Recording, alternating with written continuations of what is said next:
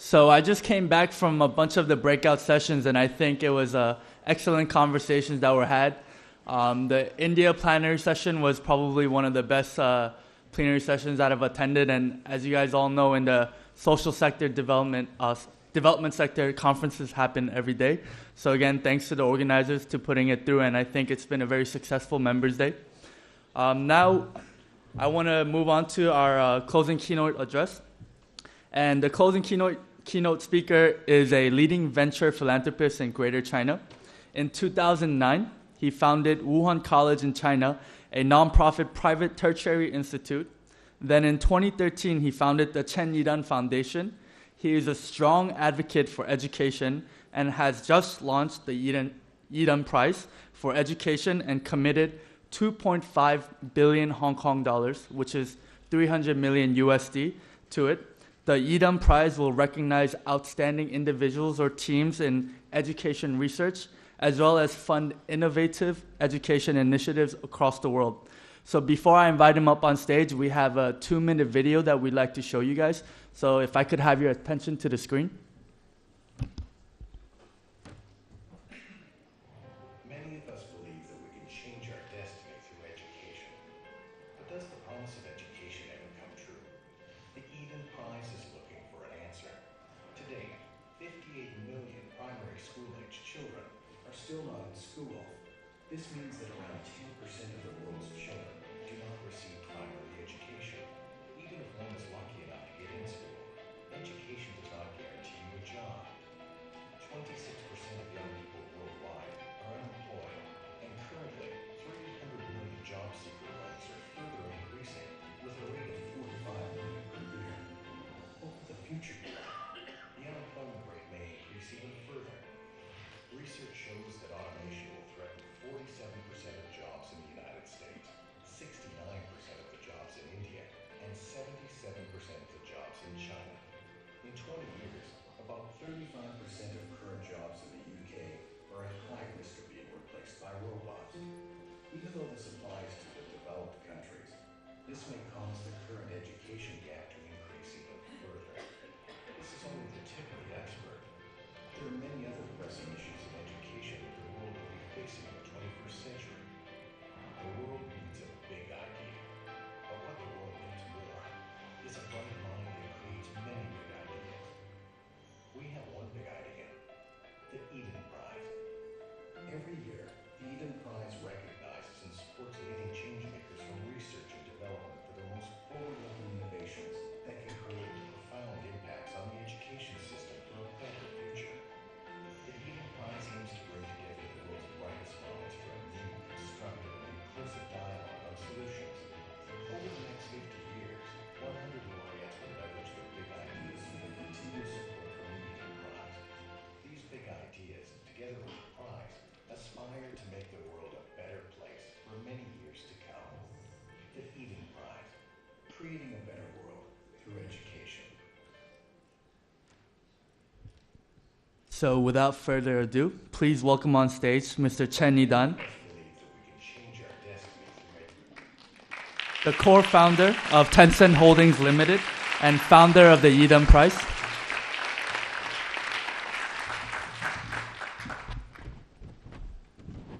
Good afternoon.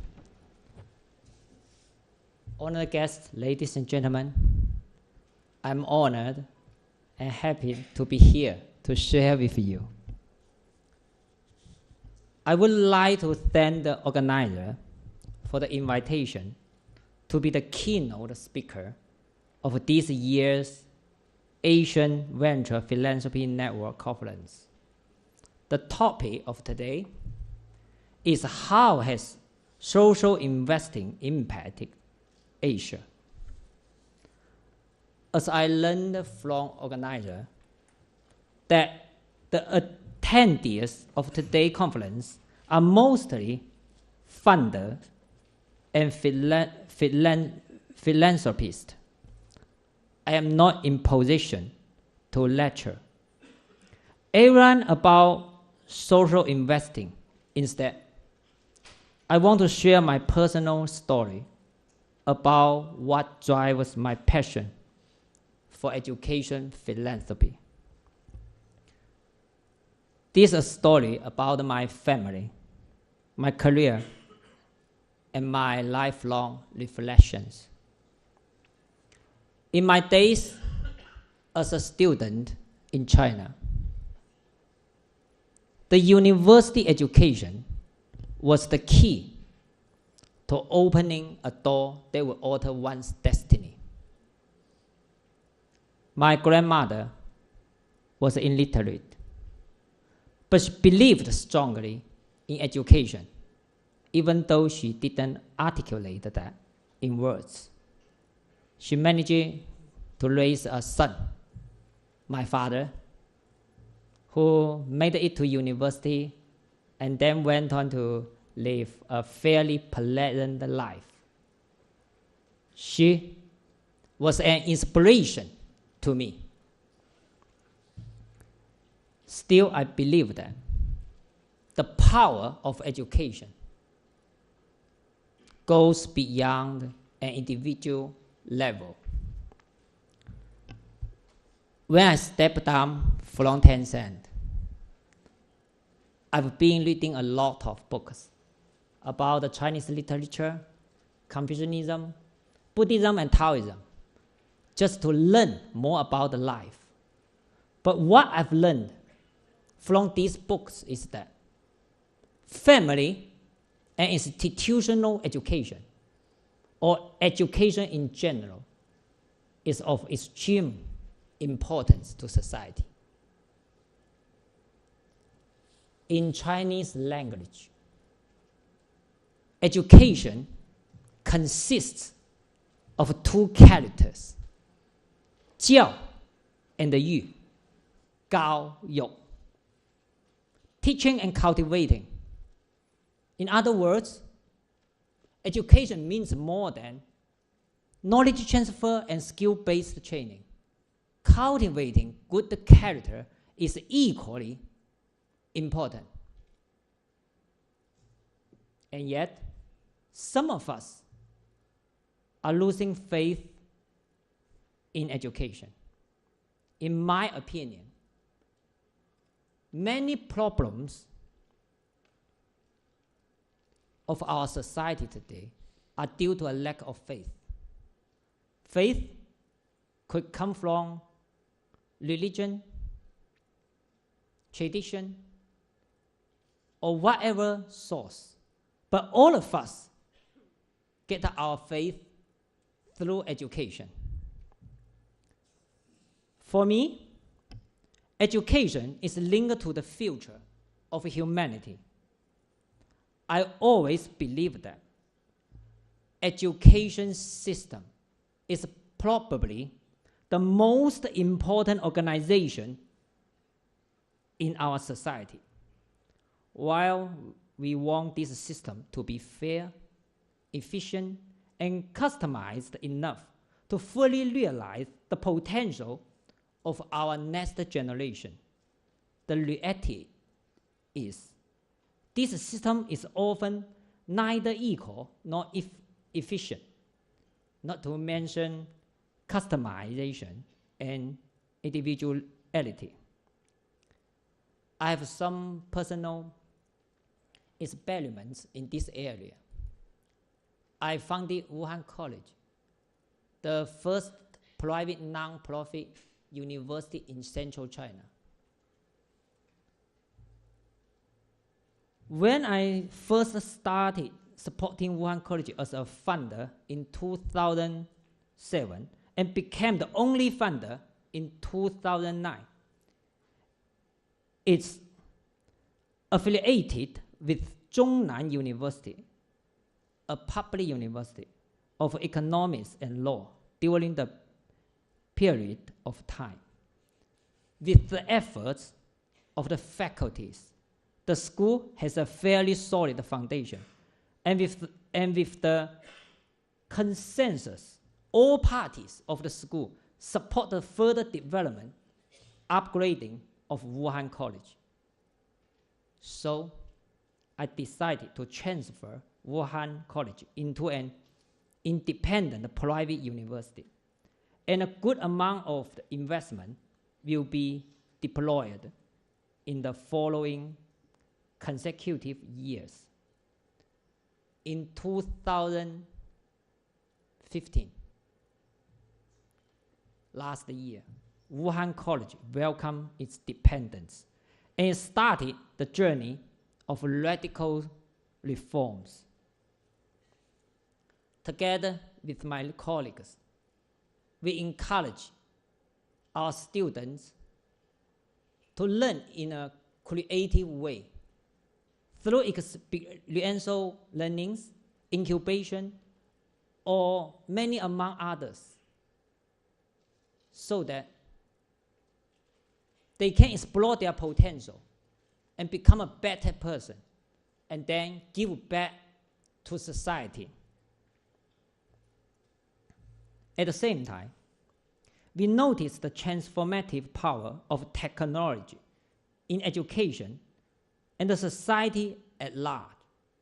As such, we enhance the input and construction of IT resource so that we can incorporate learning, analytics, and online learnings into our curriculum. Despite some positive impacts as a result of the reforms, I still find myself, as a school founder, asking the questions: what can be done to improve the education system? Is there a sustainable model? What are the pioneer ideas worth promoting? At this year's World Economic Forum, global experts predict that we are now facing the fourth industrial revolution, a new era defined by human-machine interdependence. Are we ready for the future? To navigate the future, our foundation has commissioned the Economist Intelligence Unit to conduct EDAM price forecast. Global education in 2030. The research outlines some of the most pressing challenges the world will be facing in education by 2030. In the EIU research, we examined the world's pressing challenges in terms of education affordability, skill gap between education and employment, as well as technology in education across 25 economies, including from Asia. What strikes me the most is that how the challenges in education will become more intensified in the future ahead. Take New York, for example. Take Norway, for example. Last year, it invested as much as 9% of GDP on public education expenditure.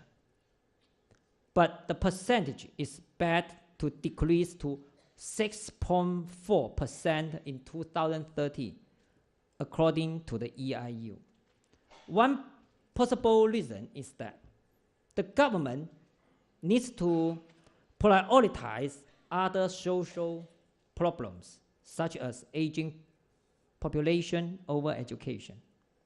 But in low-income countries, such as India, it's estimated to increase its public education expenditure from 4.1% of GDP in 2015 to 4.8% of GDP in 2030. High public education expenditure does not guarantee affordable education. At that time, a 4-year degree at university in India will still cost more than a double than an average income per person. This is only the tip of the iceberg. There are many other pressing issues in education that the world will be facing in the 21st century. In the most critical moment of time, the world needs a big idea.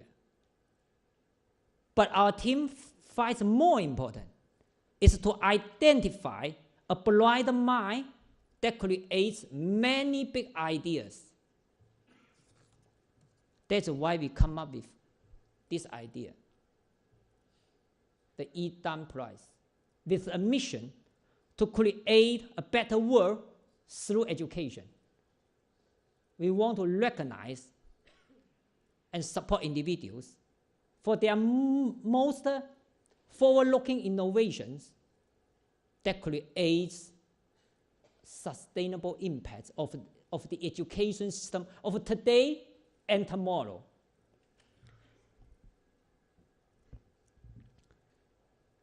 Yes, the Eden Prize is launched last night. A global education initiative that aspires to be the world's largest education award of its kind.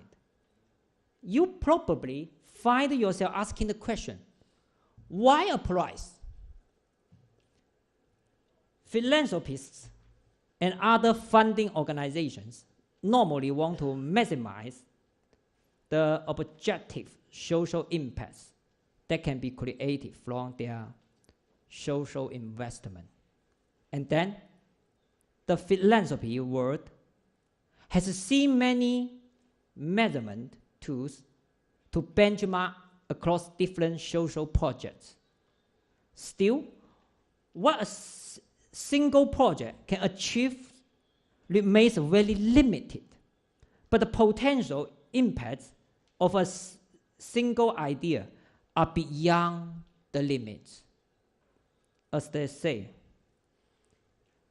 electricity was discovered, but those who invented it didn't know what to do with it in the first place.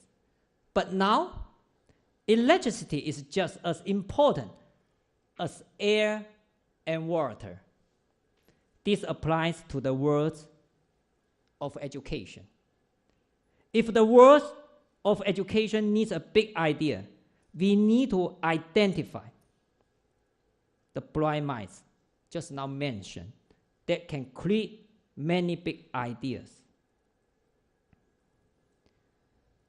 The prize consists of 2 awards: Eden Prize for Education Research and Eden Prize for Education Development. But the big question is how to make the Eden Prize credible, transparent, and sustainable. Professionalism, authority, and governance was critical. My endowment to the Eden Prize Foundation has been governed by an independent trust from the very beginning. At the same time,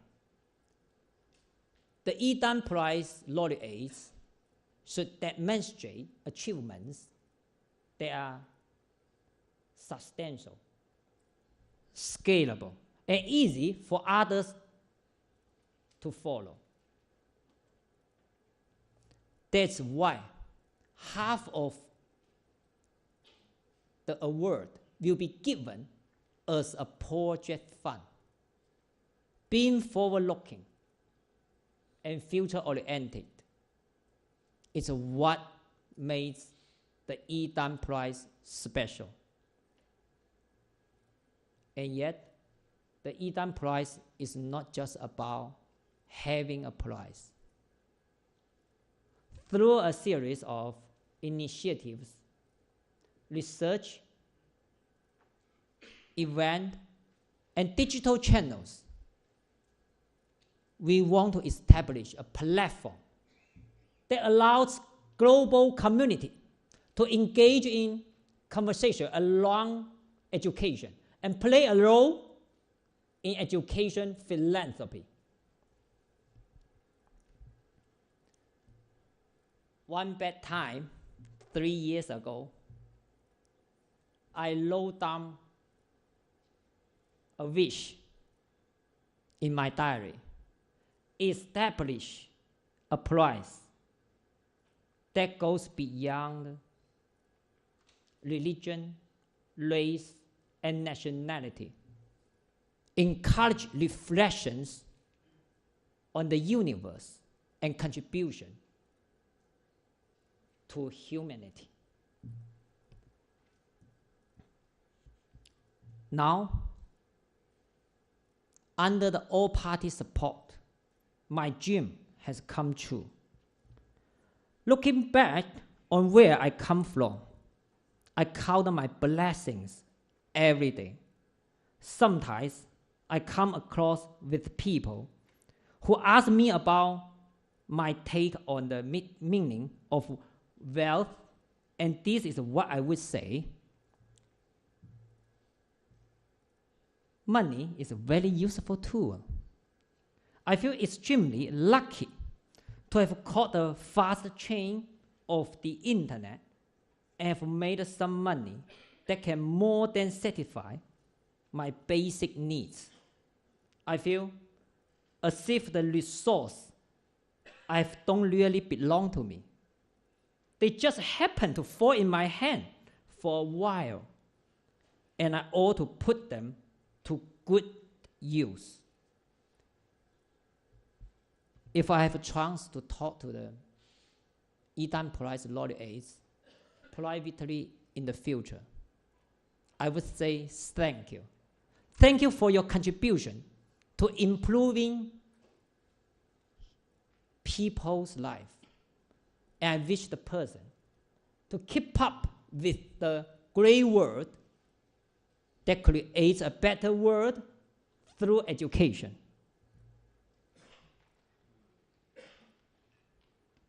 I also want to say thank you to my wife, who has been unconditionally supportive to my philanthropic causes. When I told her about the ideas of founding the EDAN Prize, she said to me, "I will support you no matter what you do." She made me feel like the luckiest man alive.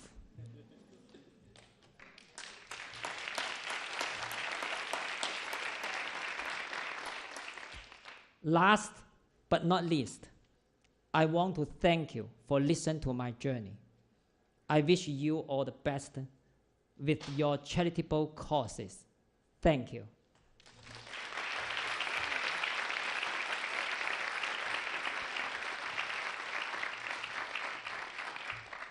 So now I'm sure that we have a lot of questions on to Mr. Chen Yidan and also about his prize.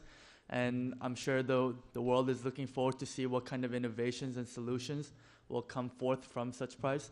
So I'd like to now bring up on stage Andrew, the Board of Director of AVPN, as well as Samantha, the translator for Mr. Chen Yidan, and Mr. Chen Yidan to answer some questions up on stage.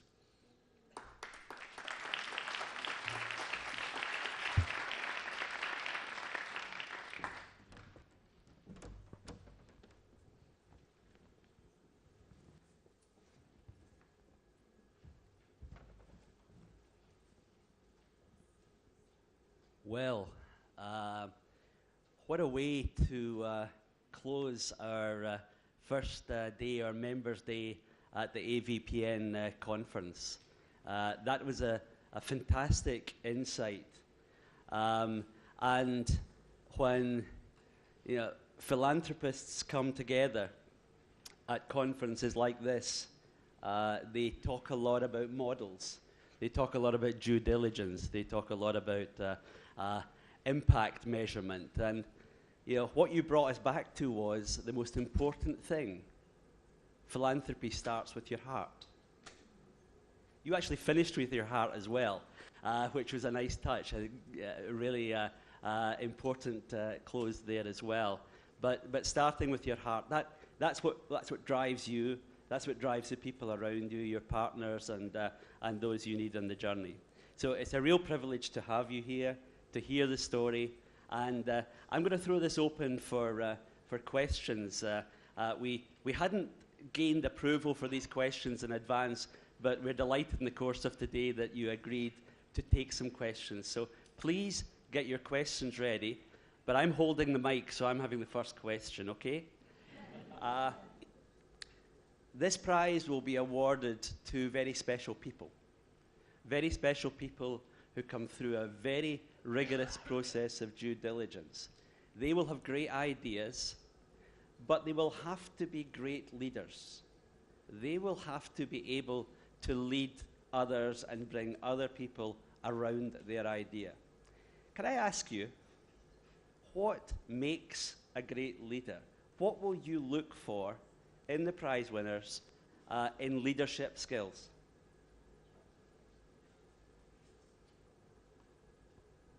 If you don't mind, now it's turned into the bilingual channel. Because I want to express and answer the question accurate. So I want to translate and you answer in Chinese. I don't want to make misunderstand. Are you okay? Yes. Thank you very much. You are so nice.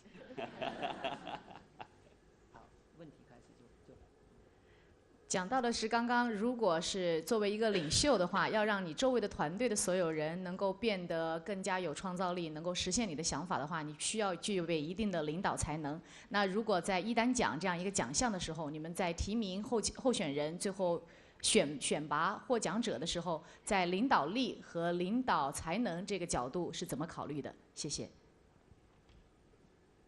在应该是我们企业创业不久以后啊，有一次深圳大学，我的母校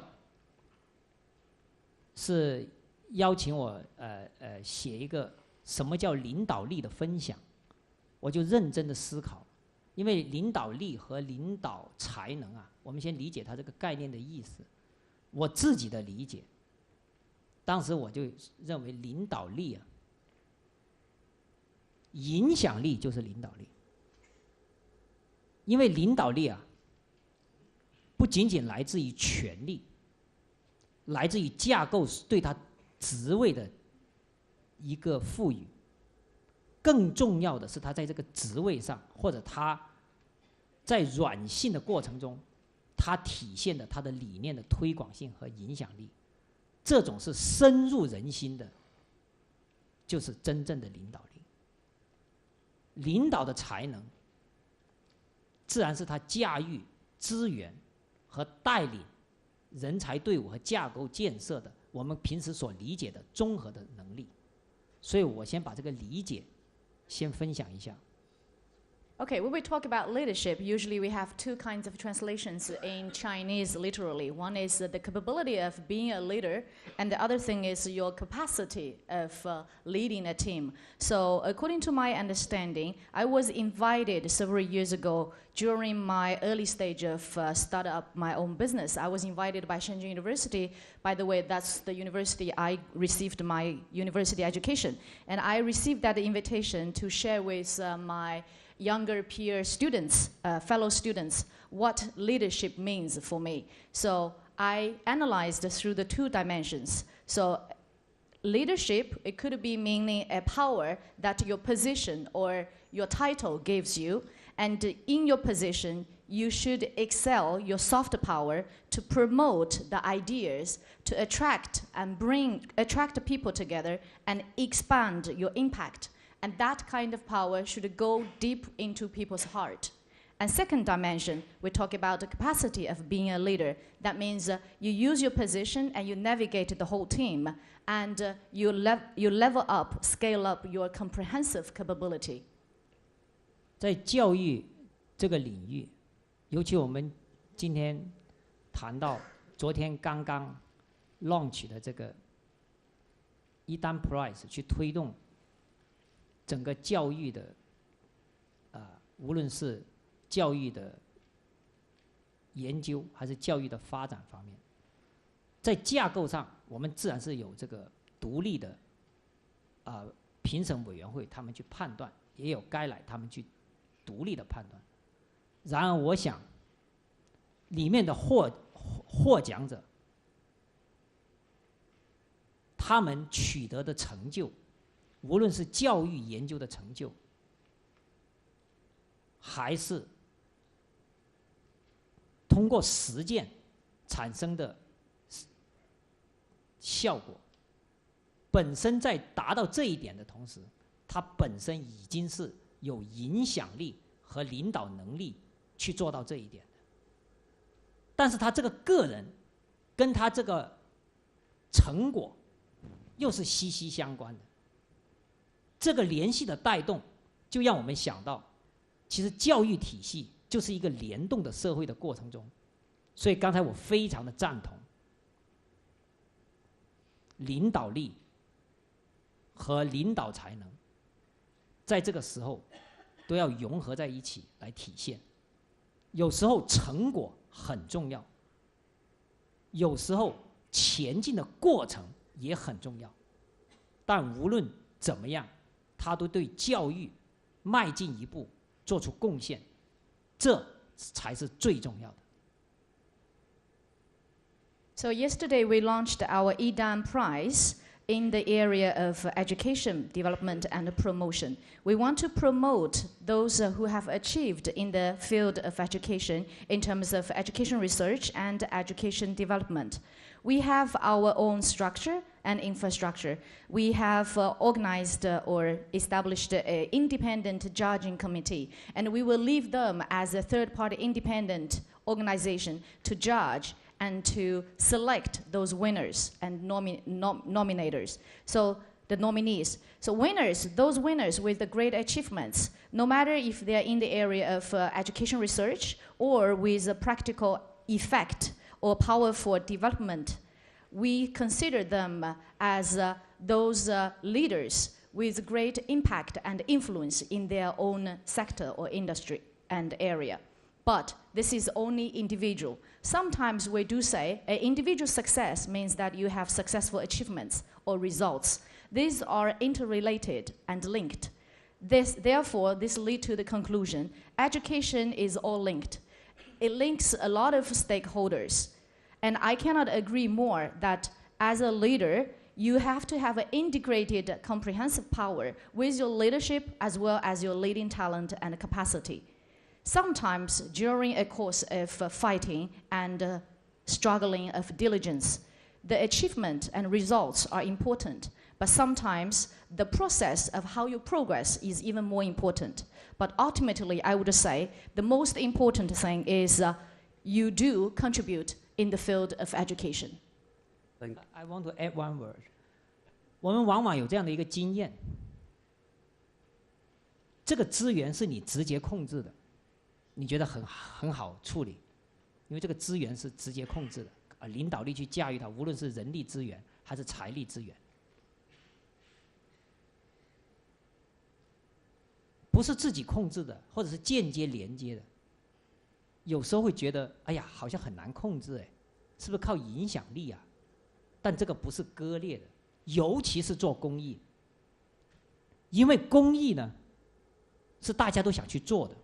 这个时候你会发现联动的力量、影响的力量是很大的，因为他的理念得到认可，他支持你的时候，已经不仅仅是这个资源的支持，更加是精神和认同的支持，给你的力量更大。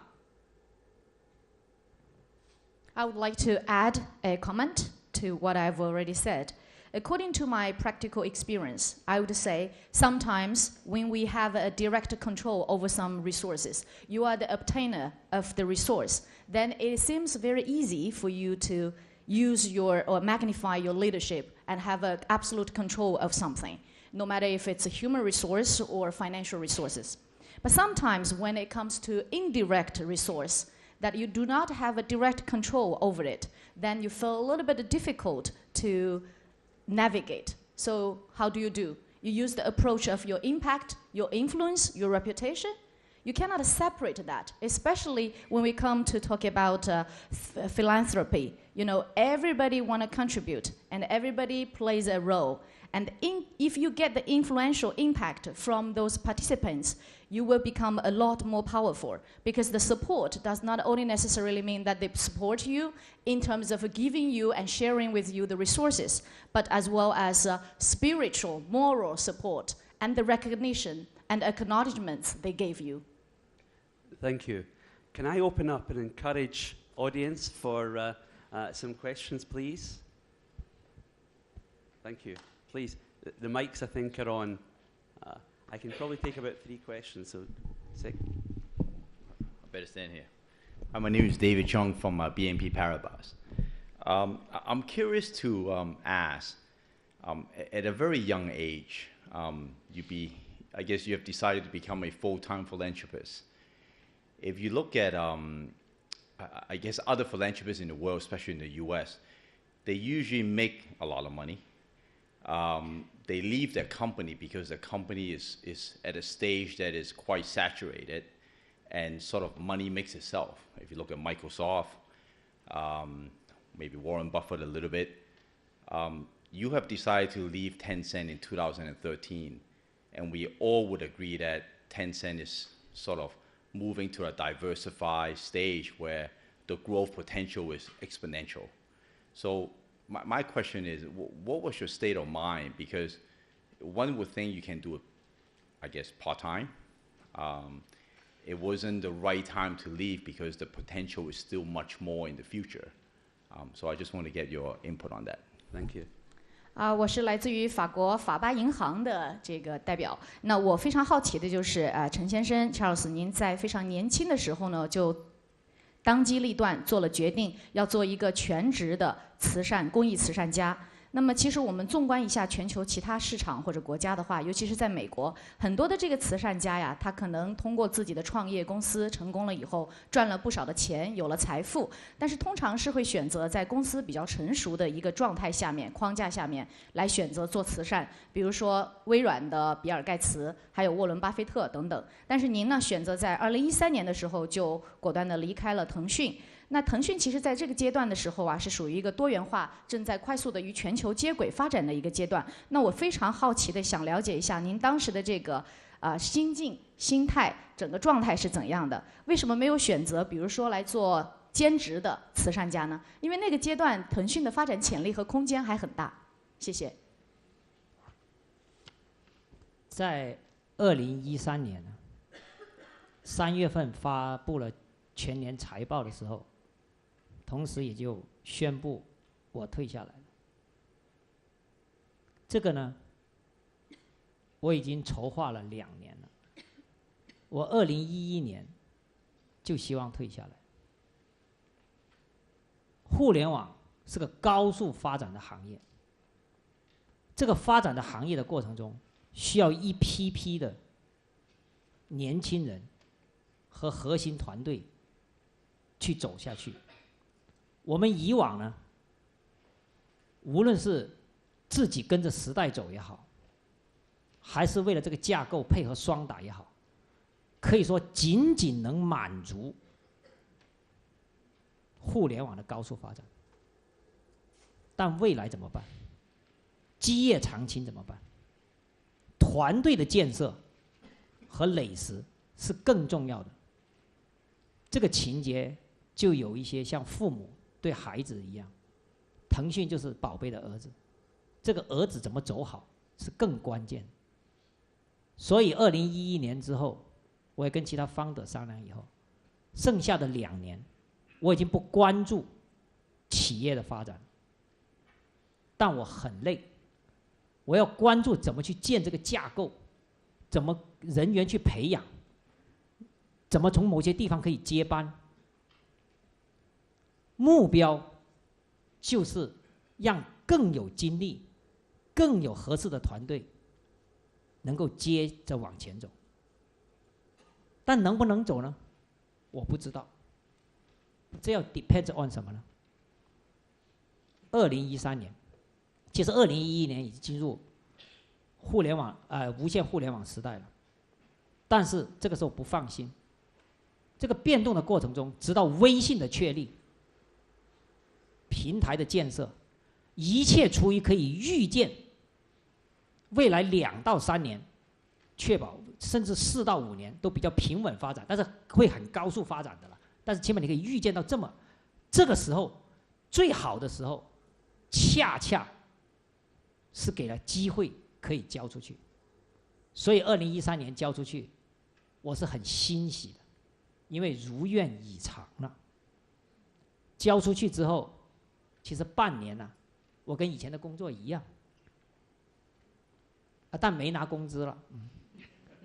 目的呢是，他们其实前面2年都把它推到前面去了，但是底线守门的那个还是我，什么都没做，但背着这个思想，现在他全部在守门了，过程中有什么问题要谈的可以谈，所以那半年其实是做一些软性的影响，他们真的成熟了，我才轻松了。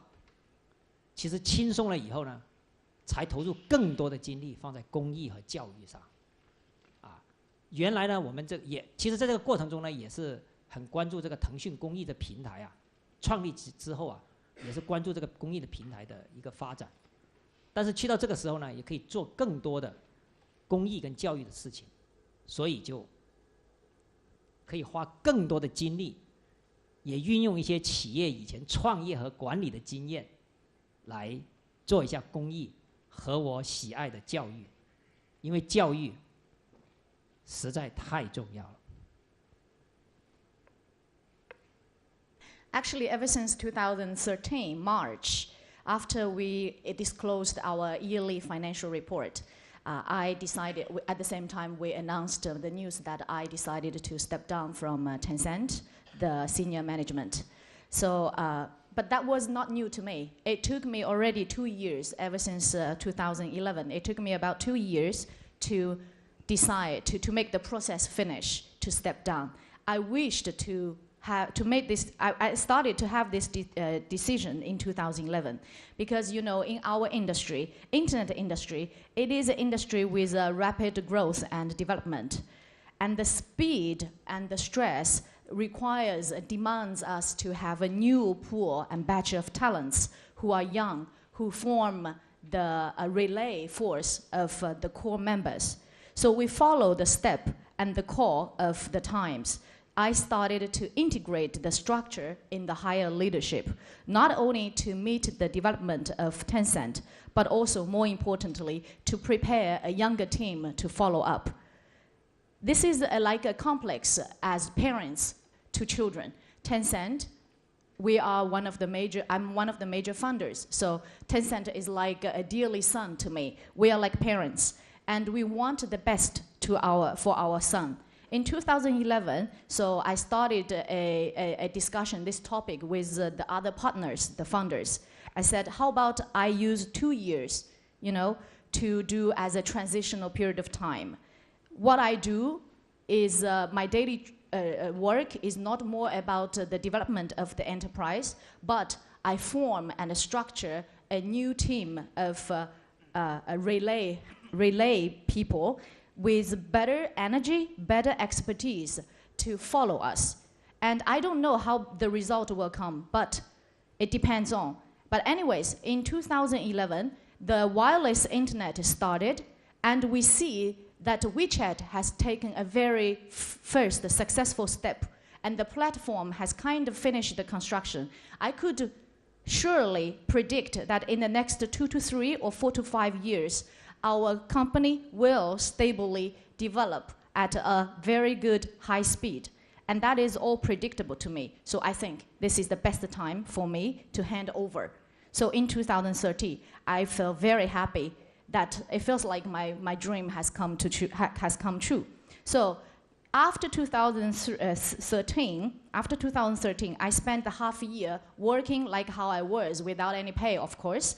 But I spent the transitional 2 years to promote the idea that I want to reframe a new team of leaders to hand over our task. I functioned as a goalkeeper. That was a lot of stress and psychologically very pressure to me, because everyone would think I decided to step down, and if anything goes wrong, I was the bottom line holder. I was the doorkeeper. So I used all the soft power to witness and observe that the team has already got the feathers full. Then I think, okay, I can happily hand over the task to the younger leader team. In the process, I pay attention, at the same time, I paid a lot of attention to Tencent charity platform construction. After my handing over, I know that I could spend and spare more energy and time on charitable cause, such as education and other public benefit issues. I could spend more energy using all the expertise and my experience gained from my startup business to dedicate to philanthropy cause and education area that I love most. Also for the reason I think education is the most significant industry or sector in our human society. Thank you. Thank you. In only 2 questions, I think we may have answered 10 questions. So I hope the audience will forgive me for closing the session now with a very warm thanks. You have a very open and honest expose of your thinking. I loved you sharing your wish from 24th of May 2013. You've achieved your wish of launching the prize in less than 3 years.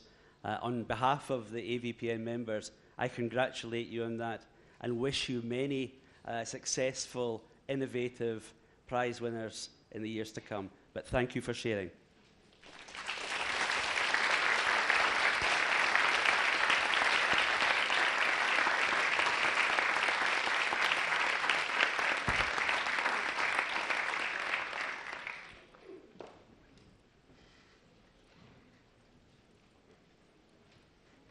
Okay, it's the really end of today.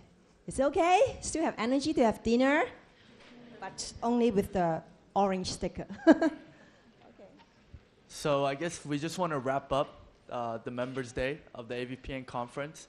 And I think we owe it to all the speakers and to yourselves to give one more round of applause.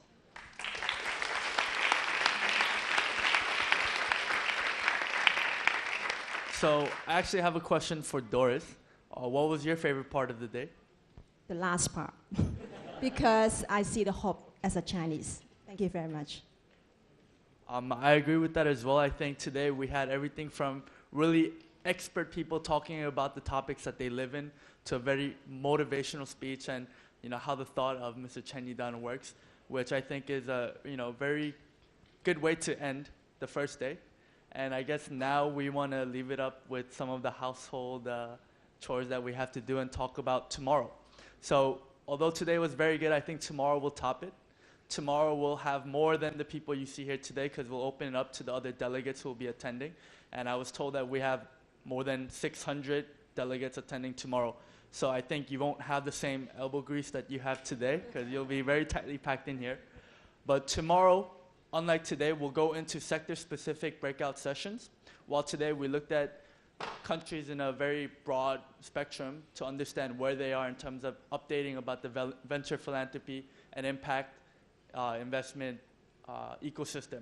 So tomorrow we'll go into the sector specifics of it. So I think you guys should really bring your notebooks and pens and take your notes.